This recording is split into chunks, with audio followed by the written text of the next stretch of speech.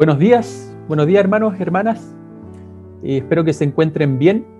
Nos toca la reflexión de la palabra.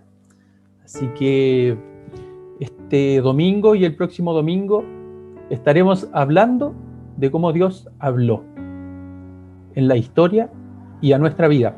Así que sin querer adelantar ahí lo que el pastor va a hablar, vamos a compartir entonces la reflexión. Voy a compartir pantalla, hermanos, y espero que me esperen unos segundos.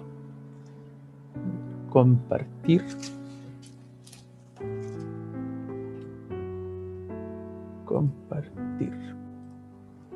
Y listo. ¿Me ven por ahí? Sí, ya. Esta es una técnica que se la copié al pastor, obviamente. Así que vamos a conversar sobre Dios hablando en la historia. Y vamos a orar. Así que los invito a cerrar sus ojos y a disponer nuestro corazón para que el Señor hable a nuestras vidas también, como habló en la historia. Oramos. Amado Dios y Padre, te agradecemos, Señor, porque tú eres poderoso y tú siempre tienes algo que decir, Señor. Una primera y una última palabra en nuestras vidas, que es el fundamento incluso de toda la creación, el fundamento de nuestra vocación como cristianos al servicio. Es tu palabra la que transforma nuestras vidas, es tu palabra la que nos guía, Señor.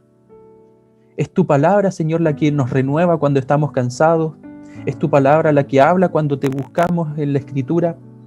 Es tu palabra, Señor, que ha sido tan anhelada por muchos, que ha sido registrada incluso en la Escritura. Te agradecemos, Señor, porque tú tienes algo que comunicar, algo que es relevante, algo que es importante y algo que revela también más de ti.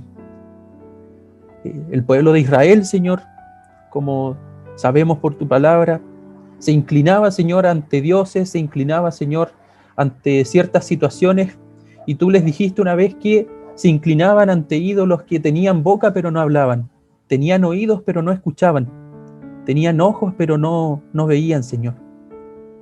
Y es que hay tantas cosas, Señor, a las cuales acudimos, pero en realidad no tienen la respuesta. Al igual que esos ídolos, Señor, tienen boca pero no hablan, tienen oídos pero no oyen, Señor. Y esperamos que tú hables a nuestras vidas, Señor, quitando ídolos, quitando toda la esperanza, Señor, que hemos levantado, todos los muros que hemos levantado, Señor, y son inútiles ante ti, Señor. Sé tú llevándonos al desierto, Señor, a un lugar de intimidad donde nos enseñes, Señor, a amarte y a servirte con total compromiso y entrega. Sé tú, Señor, penetrando nuestros corazones, nuestra mente, Señor, para que podamos comprender y reflexionar en torno a lo que tú has dicho ya. Así que te alabamos, Señor, y te damos gracias en el nombre de Jesús. Y amén, Señor. Bueno, hermanos, estaremos hablando entonces de Dios hablando en la historia, ¿cierto? Y dónde podemos encontrarlo. Así que pasamos a la siguiente. Vamos a leer un pasaje que está en Hebreos 1:1 y dice: hace mucho tiempo Dios habló muchas veces y de diversas maneras a nuestros antepasados por medio de los profetas. Y ahora, en estos últimos días, nos ha hablado por medio de su Hijo. Dios le prometió todo al Hijo como herencia y mediante el Hijo creó el universo. Esta versión es la NTV, hermanos, así que pueden ahí encontrarlo en Hebreos, casi llegando al final de la Biblia, y encontrarán este precioso pasaje que nos habla del Hijo. Pero algo curioso que dice aquí es que Dios ya ha hablado muchas veces y de muchas maneras. O sea, hay una diversidad de formas donde Dios ha hablado y también sumergido en distintos periodos, ¿cierto? Donde Dios ha hablado, Dios ha pronunciado una palabra. Entonces quería invitarlos a que pensaran un poquito en esto de que Dios habló, Dios pronunció una palabra. Y antes de eso, mencionarles un pequeño dato que es estadístico, pero nos sirve mucho a la hora de estudiar en la Escritura. El verbo palabra, o sea, el contenido o la acción que hace Dios al hablar en la historia, se repite más de 250 veces en el Antiguo Testamento. Y 241 veces está bajo la fórmula o en dichos como vino palabra del Señor, vino palabra de Jehová, la palabra dice. Entonces, 241 veces está en el Antiguo Testamento como una frase donde Dios está hablando, ¿cierto? Pero 221 veces está en los profetas. O sea, sabemos que la Escritura es la palabra de Dios, ¿cierto? Pero los profetas son los que tienen más registros de la palabra hablada. Cuando la palabra llegó al profeta, le produjo la vocación, ¿cierto? El llamado a ser el mensajero del Señor. Los profetas eran eso, mensajeros. Y vamos a ver algunos ejemplos de cómo Dios habló o cómo Dios estaba hablando. Así que no sé si pueden poner en el chat, vamos a revisar algunas formas en las que ustedes recuerden que el Señor habló. Digan un personaje ahí, por si pueden, si me ayudan activando el chat en un breve periodo de tiempo para leer su respuesta.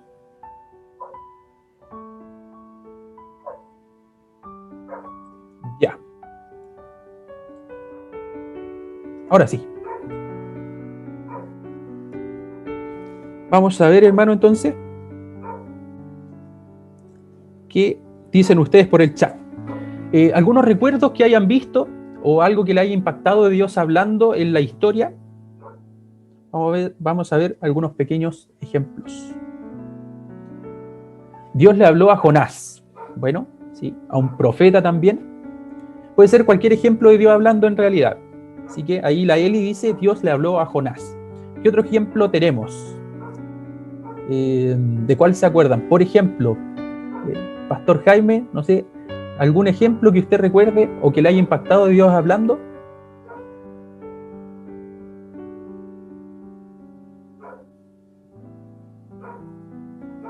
Ya. La hermana Magali dice a Abraham. La hermana Pamela dice a través de un burro, del burro de Balaam, ¿cierto? Entonces, hay distintos casos y, como decía ahí, hay más de 200 casos de Dios hablando. Entonces, obviamente no vamos a alcanzar a ver a todos. El pastor Jaime dice, Dios hablando a Moisés en la zarza. La hermana Marcela dice, hablando a Elías. Así que, muchas gracias. La hermana Gladys Núñez dice, Dios habló a Moisés. Bueno, vamos a leer esos comentarios hasta ahora. Y efectivamente, pero la Biblia nos narra de Dios hablando desde el Génesis al Apocalipsis. La primera palabra pronunciada por Dios es en la creación. Y Dios dijo, hágase la luz, ¿cierto? Se hizo la luz y disiparon las tinieblas, nos dice el Génesis en el primer capítulo. O Dios dijo que la tierra o el agua produjeran seres vivientes y se produjo la vida, ¿cierto? Dios dijo, hagamos al ser humano a imagen y a semejanza, y el ser humano fue hecho. Entonces la palabra, más allá de comunicar algo, también es un acontecimiento. O sea, cuando Dios dice algo, algo pasa. Las tinieblas retroceden, ¿cierto? Se hace la luz, hay vida, y Dios hablando manifiesta su poder, se manifiesta él mismo, revela más de él. Así que tenemos el caso también cuando Dios le hizo una promesa o les habló a Adán y a Eva después de que pecaron, ¿no? Y que la serpiente engañó a Eva y Eva junto a Adán pecaron. Entonces el Señor le dice a la serpiente que pondrá enemistad entre la simiente y entre la serpiente. La serpiente le morderá el talón y la simiente, o sea, la descendencia de Eva, le va a producir una herida fatal en la cabeza. O sea, adiós serpiente. Esa fue la primera promesa. Y encontramos la idea de descendencia, ¿cierto? Dios habló dando esperanza en medio del pecado. También se encontró con Abraham en Mesopotamia. Génesis 17, versículo 1 y 2, nos narra de este encuentro. Cuando el Señor le dice a Abraham que quiere bendecir, nuevamente está la idea de simiente, a sus generaciones. Y le propone un pacto, que él respete la ordenanza, ¿cierto? Él le crea y él va a hacer algo con su vida y le cambió el nombre también. O le habló también a Isaac. Le dijo que él era el Dios de su padre, ¿cierto? Y le renueva nuevamente la promesa. También le habló a Jacob para hacerse presente. Y es bien bonito el pasaje porque dice lo siguiente. Si me permiten. A ver. Dice: yo estoy contigo, voy a cuidarte por donde quiera que vayas y te haré volver a esa tierra. No voy a abandonarte sin cumplir lo que te he prometido. Cuando Jacob despertó de su sueño, pensó: en verdad el Señor está en este lugar, y yo no lo sabía. Entonces, cuando Dios habla, se hace presente y manifiesta también que quiere tener una relación, revela sus propósitos a la persona. Cada persona tiene un encuentro diferente y lo vemos en Moisés también. Ese encuentro con la zarza ardiendo, pero que no se consumía. En ese tiempo, claro, cualquiera pudo haber visto una zarza con fuego, pero este encuentro con Dios, ve Moisés una zarza que no se consumía por el fuego. Y ya conocemos la historia de Jacob, ¿cierto? Cuando tiene sus 12 hijos, y bueno, ahí en el ejemplo de escuela dominical, cuando nos contaban la historia, vemos qué le pasó a José, que terminó vendido, envidiado por su hermano en Egipto. Bueno, en el tiempo de sequía, de hambruna, Israel, en este caso Jacob, fue a Egipto después de la reconciliación de sus hermanos que tuvo con José, pero llegó un faraón, ¿cierto?, cuando la descendencia ya se había multiplicado, que no conocía a José y empezó a oprimir a los hebreos. Entonces ahí llega Moisés, Dios se le revela y le manifiesta un propósito. El Señor quiere entablar una relación con Moisés, se le revela, ¿cierto?, y establece el propósito de liberación. Él tiene que liberar por medio de Moisés a los hebreos, a los israelitas, y también dar el anuncio al faraón. ¿Qué otro ejemplo también tenemos? Que es bien conocido, el ejemplo de David, después de la monarquía, o sea, durante la monarquía, ¿cierto? Una vez que el pueblo accede a la tierra prometida, en el segundo libro de Samuel, capítulo 7, David quiere construirle un templo al Señor, pero el Señor, por su profeta Natán, por medio de su profeta Natán, le dice: no, tienes las manos manchadas de sangre, entonces tu hijo, un hijo, nuevamente la idea de descendencia, va a construir un templo para el Señor. Esto brevemente, porque tenemos muchos ejemplos de cómo el Señor habló, y en cada uno fue un encuentro distinto. Dios se reveló, por ejemplo, a Abraham como el Shaddai, el Dios todopoderoso, pero a Moisés se le reveló como el Yo Soy, el que está. O sea, el Dios omnipotente, el Dios que es y será siempre, el que no cambia, el inmutable. Y a David también se le presentó de una manera totalmente distinta. Así que Dios ha hablado en la historia. Y el Señor siempre está hablando al ser humano para una relación. Siempre que vemos que el Señor habla al ser humano es para establecer una relación, hacer una promesa, como ya hemos visto, y también por una alianza y bendición. O sea, lo que el Señor quiere de nosotros es bendecirnos, es que nosotros nos relacionemos con Él, respetemos su pacto, sus ordenanzas, sus mandamientos, y que nos acordemos y tengamos presentes sus promesas. Así le habló a los antiguos. Pero, como dice el libro de Hebreos, o la carta, como llaman algunos, Dios en la antigüedad habló de muchas formas y de muchas maneras, pero por medio de los profetas. Entonces, ¿por qué? Me hacía la pregunta, ¿por qué Hebreos? ¿Por qué el autor de Hebreos, siendo que hay tanto ejemplo de Dios hablando, cita a los profetas? ¿Qué fue lo especial de los profetas? Bueno, ahí vimos que la palabra o el dicho de Dios al profeta o al ser humano es donde más se repite en el Antiguo Testamento, es en los profetas. Así que Dios habla en términos de alianza, promesa y bendición. Y los profetas son los encargados, los mediadores de la revelación de Dios, los que comunican de Dios al pueblo en términos también de la alianza, promesa y bendición. O sea, si el pueblo falla en la alianza, no recuerda las promesas, obviamente el pueblo va a tener maldición en su vida, no va a prosperar lo que Dios le ha prometido. Así que eso tenemos. ¿Qué palabras pronunció Dios a los profetas? Y aquí, cualquier parecido con la realidad, hermano, me gustaría decirle que es coincidencia, pero no. Hay cosas que siguen pasando y Dios ya habló de una manera, Dios ya se dio a conocer y Dios ya pronunció una palabra frente a ciertas realidades. Así que tenemos el caso de Elías. Elías, que tuvo un encuentro con Dios, quiere decir también Yahvé es Dios, o mejor dicho, Él es el Señor, el verdadero, ¿cierto? Estuvo en los años del 874 al 853 aproximadamente, dicen algunos, antes de Cristo. ¿Qué cosas denunció Elías? ¿O cuál fue la palabra que Dios le pronunció para denunciar a los reyes, a los gobernantes y a los sacerdotes o al pueblo de su tiempo? Bueno, denunció la confiscación de tierras por parte del rey en 1 Reyes 21, denunció la idolatría, denunció a los hijos de Israel por abandonar a Dios y a su alianza, incluso matando a los profetas, destruyendo los altares que se construían precisamente en el encuentro con Dios. Y además denunció que los profetas de Baal eran miembros de la corte. Tenemos el primer caso de Elías. ¿Qué otro profeta tenemos? Tenemos a Amós, que quiere decir Yahvé es fuerte, el Señor es fuerte. ¿Qué cosas denunció Amós? Amós denunció a los comerciantes que se enriquecen por medio de los pobres. Denunció los tribunales de justicia que perjudican a los justos y aceptan soborno. O sea, no se preocupan de la causa del huérfano, de la viuda o de los necesitados. ¿Qué otras cosas denunció? La esclavización de los prisioneros de guerra y deudores. Cierto que el Antiguo Testamento, la ley del Señor decía que no se podía tener esclavos en ciertas condiciones, o cada cierto tiempo se iba a perdonar la deuda de los esclavos.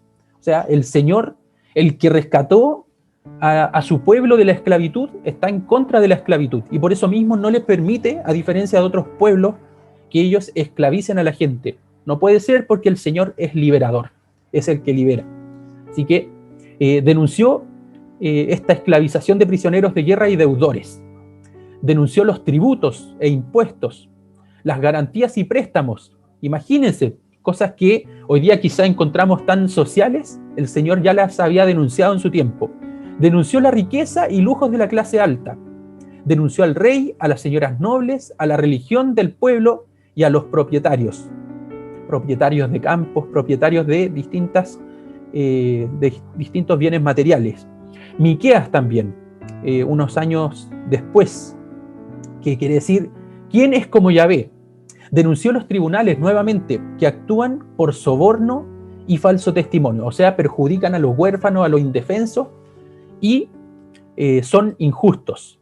Denunció también a los comerciantes fraudulentos, la esclavización de niños, a los poderosos dueños de campos que le roban o se apropian del campo de otro, de los más humildes, digamos.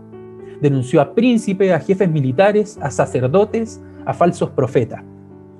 Y aquí uno ya comienza a pegarse la avispa, como decimos en Chile, o a tomar conciencia, en un término más formal, de que la denuncia o la palabra de Dios pronunciada en la historia no solamente tiene que ver con la salvación del alma o con las cosas eternas, ¿cierto? Sino que el Señor también se preocupa de nuestra realidad, de lo que estamos viviendo día a día, de la justicia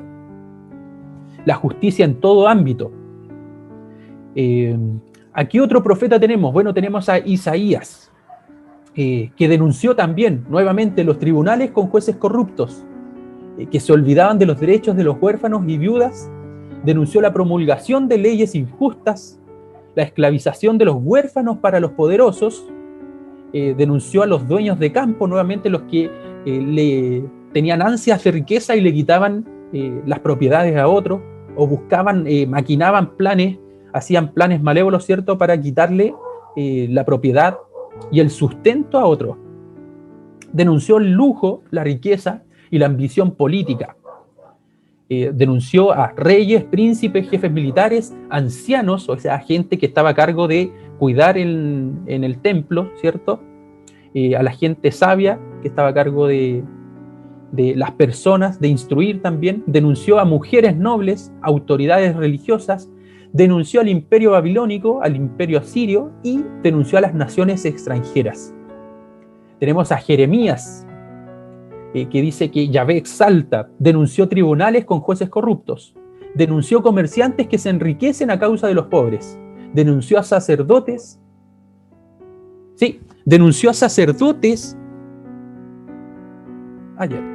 disculpen, problemas técnicos. ¿Qué cosas denunció? Denunció a sacerdotes, denunció la esclavización de los hebreos y compatriotas. En su momento, cada cierto tiempo, ¿cierto? En el año de jubileo, tenían que perdonar las deudas y también perdonar a los esclavos que habían perdido, que eran deudores, pero los reyes y algunos gobernantes se pusieron de acuerdo para no obedecer el mandato del Señor. Entonces siguieron esclavizando a las personas. ¿Qué otras cosas denunció? El salario no pagado a los trabajadores, el asesinato y robo, el lujo y riqueza, las ansias de enriquecerse. Denunció a príncipes y ministerios del rey, eunucos y falsos profetas.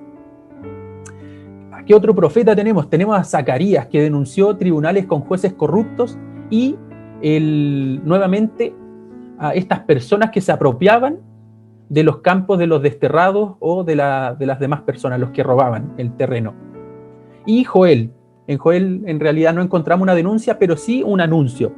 Ante todo este pecado, ante el olvido del pueblo a las promesas de Dios, ante la ruptura de esta relación que tenía el pueblo con Dios, dijo que se acerca el terrible día del Señor, el día del Señor, el día donde el Señor haría juicio. Entonces, los profetas, como portadores de la palabra de Dios, están hablando a realidades concretas.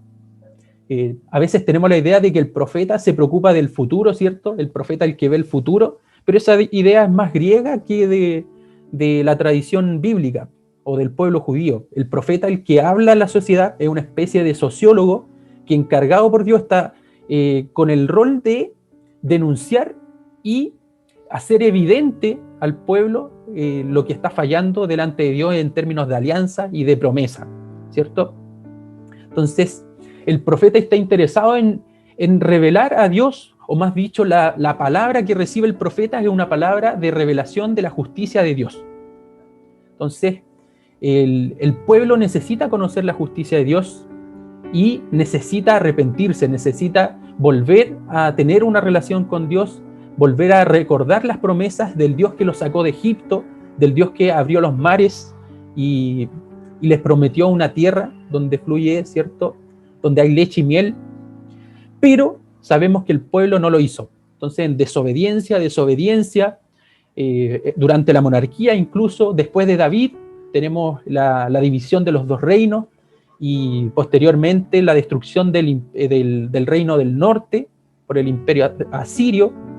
Así que vemos cómo Dios les recuerda una y otra vez a los profetas, por medio de los profetas, al pueblo, que Dios sigue siendo justo, pero el pueblo de Dios no ha sido justo y ha permitido que el pecado reine. Y estas denuncias que vemos, que podrían parecernos tan banales, incluso algunos dicen que comunista hablar de este tipo de cosas, pero no. O sea, si el Señor es justo, hay que mostrarlo justo en toda área de nuestra vida. Y el Señor no solamente está preocupado de nuestra alma, sino de toda la vida, de todo lo que Él creó, porque es su creación, vimos también. Entonces el pueblo tiende a pecar y a olvidarse del Señor. Así que el pueblo se queda sin monarquía y Dios comienza a hablar nuevamente a los profetas, en términos proféticos de un Mesías. La profecía de ese tiempo, los profetas que hablaron, denunciaron, ¿cierto?, la realidad del pecado, pero también vieron una solución. Eran poco optimistas del pueblo. Ellos creían que la única forma de que el pueblo cambiara no tenía que ver con la acción del pueblo, sino que Dios tenía que hacer una nueva alianza. Dios tenía que formar un nuevo corazón en medio de ellos. Entonces los profetas comienzan a hablar de un nuevo pacto. Por ejemplo, Jeremías, donde Dios iba a cambiar, ¿cierto? Y Ezequiel iba a poner su espíritu, iba a cambiar ese corazón de piedra por uno de carne, donde estuvieran escritos los mandamientos de Dios. O sea, iba a hacer algo nuevo en la vida del pueblo. Pero también hablaron de un Mesías, también hablaron de un rey. ¿Se acuerdan que Dios en cada vez que se revela a entablar una relación también hace una promesa? En Génesis fue la simiente, en David fue también una descendencia sobre un rey con dominio eterno. Y es asimismo como el Señor plantea la venida de un rey. Zacarías 9 dice: alégrate, oh pueblo de Sión, grita de triunfo, oh pueblo de Jerusalén, mira, tu rey viene hacia ti, él es justo y victorioso, pero es humilde, montado en un burro, montado en la cría de una burra. Quitaré los carros de la guerra de Israel y los caballos de la guerra de Jerusalén. Destruiré todas las armas usadas en batallas, y tu rey traerá paz a las naciones. Su reino se extenderá de mar a mar y desde el río Éufrates hasta los confines de la tierra. Así que el Señor comienza a dar una solución totalmente inesperada para muchos, y es la venida de un rey eterno, ¿cierto? O el nacimiento de Manuel. Isaías 7:14 dice: muy bien, el Señor mismo le dará la señal. Miren, la Virgen concebirá un niño, dará luz a un hijo, y lo llamarán Emanuel, que significa Dios con nosotros. Isaías 8 y 9 más tarde dice, en este mismo término de este Emanuel: el pueblo que camina en oscuridad verá una gran luz. No sé si recuerdan las citas del Nuevo Testamento cuando llega Jesús y se anuncia el cumplimiento de las profecías. Bueno, lo que Dios ha hablado, las promesas de Dios, Dios es tan justo que cumple sus promesas.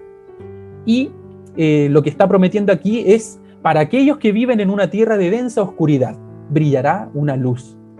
Harás que crezca la nación de Israel y sus habitantes se alegrarán y se alegrarán ante ti. Pues un niño se nos ha dado. El gobierno descansará sobre sus hombros y será llamado Consejero Maravilloso, Dios Poderoso, Padre Eterno, Príncipe de Paz. Su gobierno y la paz nunca tendrán fin. Reinará con imparcialidad y justicia desde el trono del antepasado de David, por toda la eternidad. Y nuevamente encontramos que hace alusión el Señor a lo que ya había hablado desde Génesis hasta el exilio, hasta los profetas, de este rey, de esta simiente, de un niño que reinaría con justicia, y un niño que revelaría también la justicia de Dios, que Dios es eterno y es príncipe de paz. Pero también se nos narra, y esto es un tanto desconocido, impactante incluso en los tiempos de Jesús, sobre el siervo sufriente. Dicen: miren, mi siervo prosperará, será muy exaltado. Pero muchos quedaron asombrados cuando lo vieron. Tenía el rostro tan desfigurado que apenas parecía un ser humano. Fue despreciado y rechazado. Hombre de dolores, conocedor del dolor más profundo. Nosotros le dimos la espalda, y desviamos la mirada. Fue despreciado y no nos importó.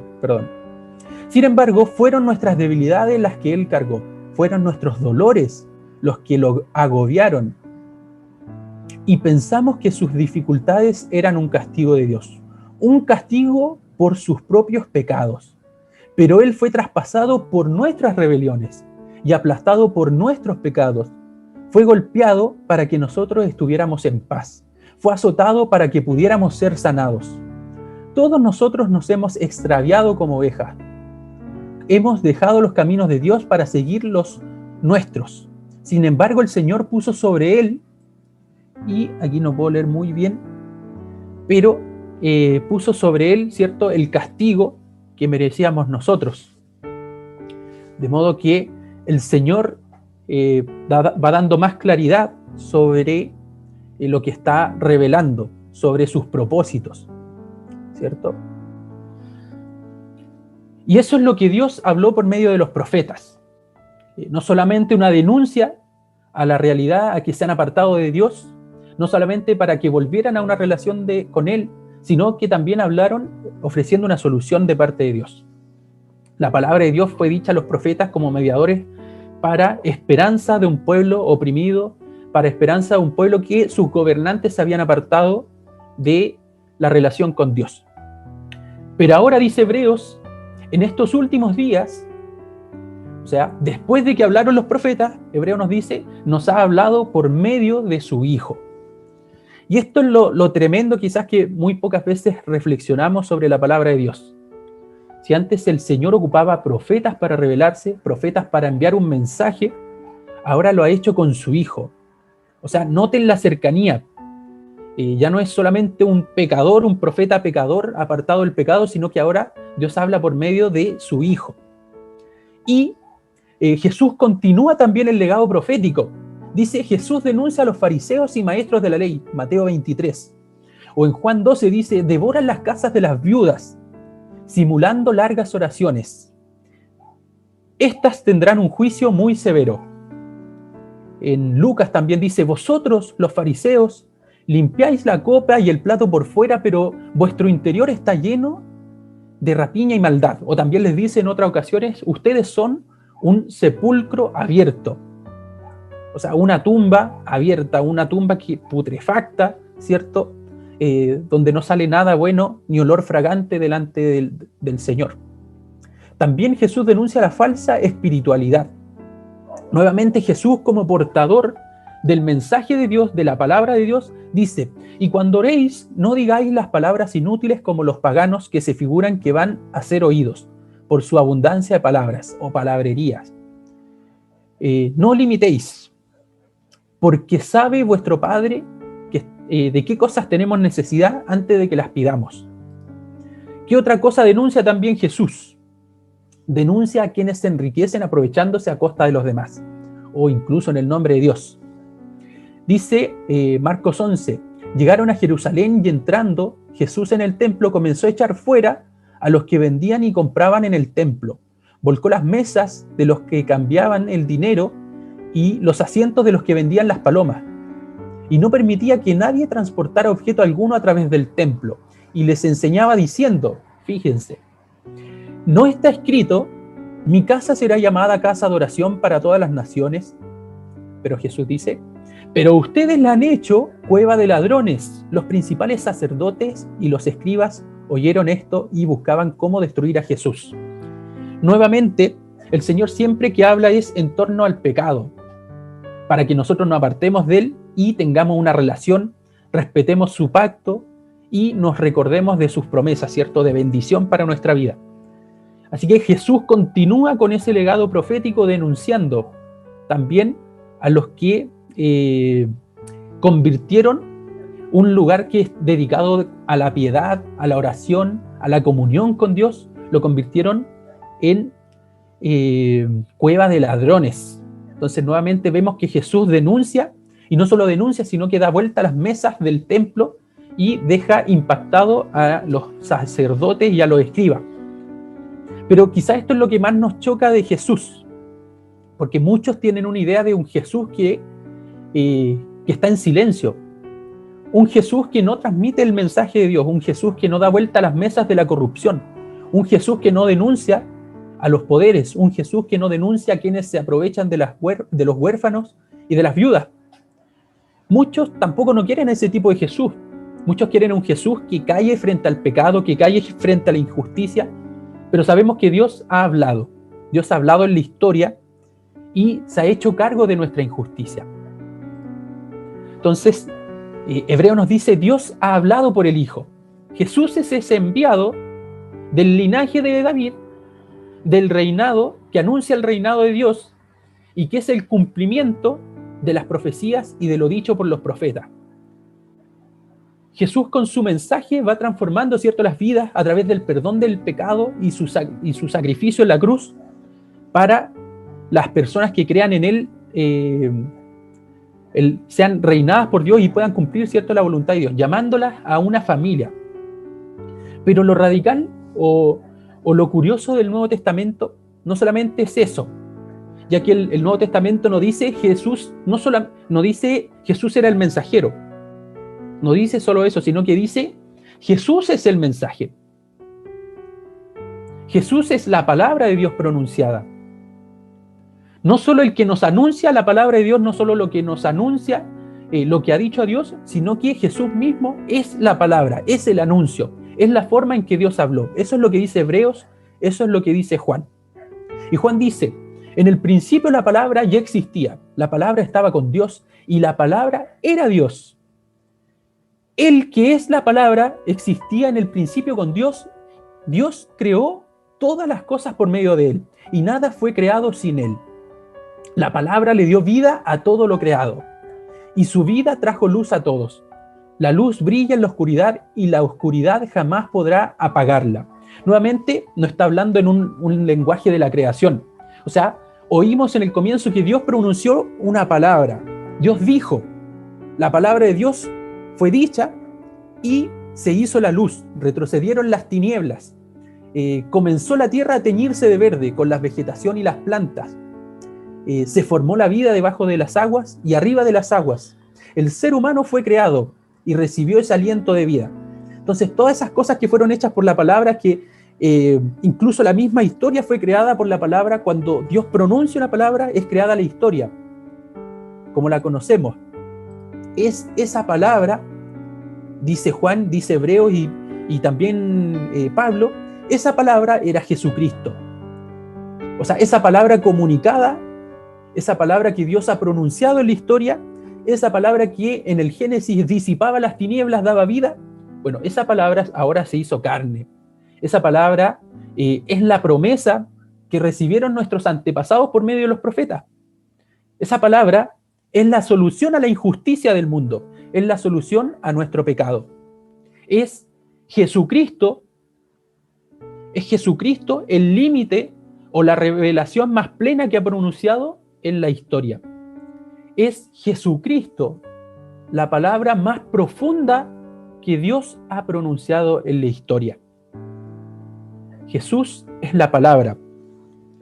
Y eso a veces nos cuesta asimilarlo o aplicarlo a nuestra vida. Porque quienes quieran tener una relación con Dios tienen que saber que Dios ya ha hablado a través de la historia. Dios ya ha querido tener una relación y se ha manifestado a cada uno de una forma distinta. Entonces Jesús es la forma más clara y profunda donde Dios ha hablado a la historia. Y sigue hablando también. Lo vemos a través de la historia de la iglesia. Incluso el mismo Pablo tiene un encuentro no solamente con Jesucristo resucitado, sino con la palabra. La palabra que en Génesis dio vida, disipó las tinieblas, es la misma palabra hoy en día. Entonces, cuando una persona quiere acercarse a Jesucristo, quiere acercarse a Dios, quiere saber la forma en que Dios ha hablado, claro, debe conocer lo que ha dicho por los profetas. Pero una persona que quiere tener una relación profunda con Dios, una persona que quiere saber en profundidad lo que Dios ha dicho, debe conocer su palabra más profunda, que es Jesucristo. Debe relacionarse con Jesucristo, el que fue prometido y el que murió por nuestros pecados. Entonces, hermanos, hermanas, Jesucristo es la palabra más profunda de Dios. Si de verdad queremos conocer a Dios, claro, tenemos la palabra registrada, ¿cierto? La escritura registrada sobre cómo Dios habló. Pero también es necesario que tengamos un encuentro con esa palabra, que tengamos un encuentro con Jesucristo, así como lo tuvo Pablo, así como lo vivieron los apóstoles. A veces podemos creer, porque nos sabemos formulaciones teológicas, digámoslo así, de memoria, o nos las enseñaron en escuela dominical. El Señor, cierto, se encarnó, es la promesa, Jesucristo dio su vida por nosotros, fue muerto por causa de nuestro pecado y resucitó al tercer día y va a volver, o sea, Rey que pronto viene. A veces lo podemos saber de memoria, hermanos, pero mientras no hayamos tenido un encuentro con esa palabra que es viva, que es eficaz, no vamos a tener una relación profunda con Dios. Entonces puede ser que mucha gente, incluso de la misma iglesia, tenga un concepto de la palabra de Dios, pero no tenga un encuentro con la palabra de Dios, que es Jesucristo. O puede ser que las visitas estén buscando o quieran saber cómo encontrarse con Dios. Bueno, deben tener un encuentro con Jesucristo. Él es la palabra más profunda que Dios ha pronunciado en nuestra historia. Así que los invito a orar para que nuestra relación con Dios sea profunda en Jesucristo y podamos tener un encuentro con Jesús resucitado, si es que no lo han tenido, y anunciar también, como lo hicieron los profetas, la injusticia. Siguen sucediendo las mismas cosas, y parece ser que nosotros nos hemos olvidado de predicar el evangelio a ciertos sectores. ¿Han visto algún cristiano denunciando la injusticia, quizás no a los reyes de hoy, a los reyes antiguos, perdón, pero sí a los presidentes de hoy, a los gobernantes de hoy? ¿O ha visto algún cristiano denunciando los tribunales de injusticia? Quizás son pocos, pero esa es la palabra que Dios reveló de justicia. Y Dios quiere justicia también para nuestras vidas. Así que oremos. Amado Señor, sabemos que tú has hablado, Señor. Sabemos que tú has hablado claramente y de distintas formas, pero sobre todo has hablado profundamente en la vida de tu Hijo, nuestro Señor Jesucristo.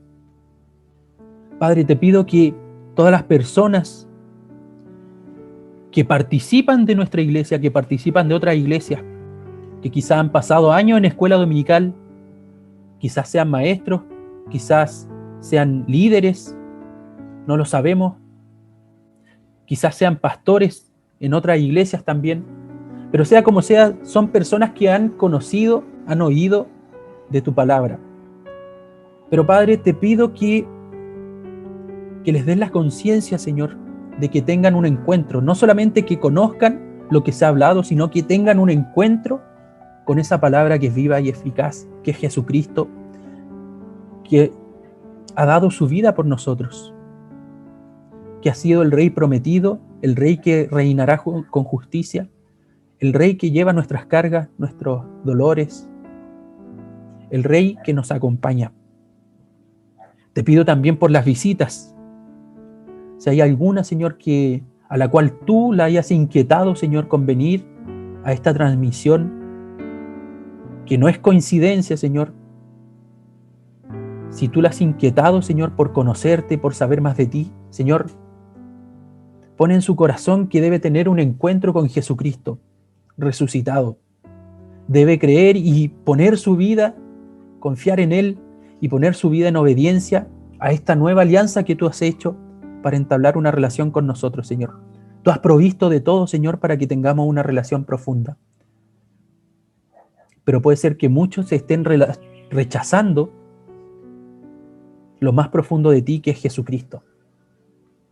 Padre amado, sé tú trayendo esa convicción de pecado y también, Señor, renovando nuestra mente, que esa luz resplandezca aún en nuestras tinieblas para que sigamos anunciando el Evangelio, sigamos denunciando como Jesús, no ante tribunales injustos, gobernados por hombres pecadores, mujeres pecadoras, sino que denunciando delante de ti, Señor, exhortándolos en tu palabra, en tu promesa, en lo que tú quieres, en tu justicia, con ese pecado, Señor, con los pecados. Así que, Padre amado, sé tú en nuestras vidas, sé tú, Señor, confrontándonos que debemos tener un encuentro contigo. Nadie que tenga un encuentro con Jesucristo resucitado, con tu palabra más profunda, Señor, podrá ser llamado hijo. Así que te entregamos todas estas cosas, Señor, a ti, a nuestro Señor Jesucristo, tu palabra más profunda para nuestras vidas. En el nombre de Jesús te damos gracias y amén, Señor.